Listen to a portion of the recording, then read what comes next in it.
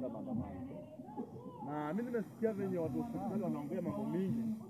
Unajua unaweza piga mdomo nuku hapo. Kuna wenye walikuwa maandamano waliona kitu yote yenye ilifanyika. Unajua wakati tulikuwa maandamano kuna group yenye ilikuwa imeenda maandamano na kuna group yenye ilikuwa imeenda wizi. Mimi sasa hapa sijui hii group ya wizi nani alikuwa amewalipa. Kuna wajenzi wazuri na kuna jenzi walikuwa wa wizi. Mimi nataka kusema hivi, maandamano si mbaya.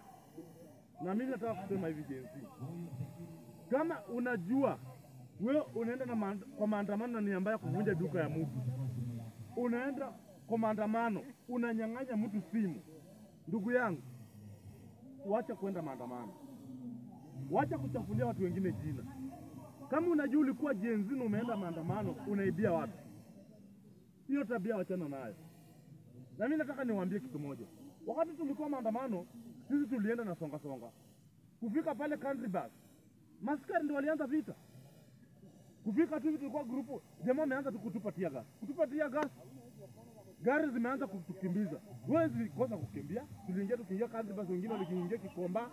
Mimi niliamua kwenda maandamano. Mimi niliamua nilienda na Thika Road. Tukaingia Thika Road. Kuingia Thika Road tena wamekuja kutukimbiza. Bwana hao watu walitufuata hadi kwa float. Lakini kitu nashukuru kuna maskari wengine wazuri. Ingekuwa askari ni wabaya, hiyo float tulikuwa tunaingia wangetuua. Lakini wao maskari walikuwa wanajua watu wakiingia town, watu watakuwa wengi na watu wataingia State House. Mimi already nikikuambia hapa, mimi nilipigwa raba ngapi? 2. Hata leo ndo nimetoa bandage. Ndio raba hapa nilipigwa hapa. Tena jidai nilipigwa raba hapa. Ndio mkono wangu bado imefura. Nikapigwa moja hapa kwa mapaja. Hapa. Ingekuwa askari moja angekuwa mbaya angeniua. Ndio nilipigwa raba hapa.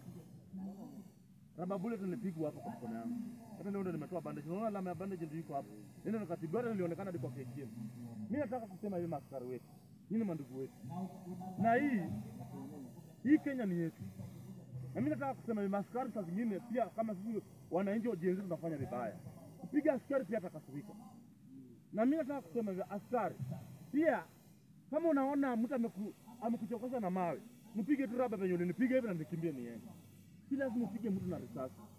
Wao ni watu wetu. Ni pia ni watu wetu. Wenye tunapiga hizi tunaenda maandamano, tunaendea mama yako, tunaendea ndugu yako, tunaendea mtoto wako. Usifikirie wakati huko kwa government wewe unasikia mzuri. Hata unaumia.